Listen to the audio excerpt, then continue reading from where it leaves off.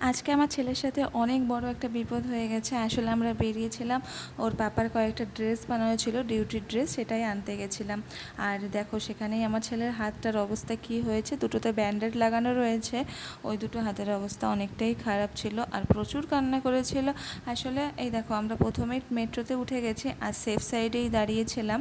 তারপরে কিছুক্ষণ যাওয়ার পরে আমি একটা সিট পাই এবং যথারীতি সিটে গিয়ে বসি, ছেলেকে নিয়েই বসি, কিন্তু ছেলে তো এক জায়গায় থাকে না। তাই ওর পাপা বলল যে আমি ওকে নিয়ে দাঁড়াচ্ছি, মানে গেটের সাইডে। কিন্তু ও ভুল করে দাঁড়িয়ে পড়েছিল যেদিকে গেট খোলে সেই দিকে। আর আমার ছেলের হাতটাও ছিল দরজায়। যখনই গেটটা খুলেছে কোনো একটা স্টেশনে বা সেখানে, ওর হাতটা গেটের সাথে সাথে চলে যায় ভিতরে। আর প্রচুর কান্না করছিল, ছাল উঠে গেছিলো, রক্ত বেরোচ্ছিল।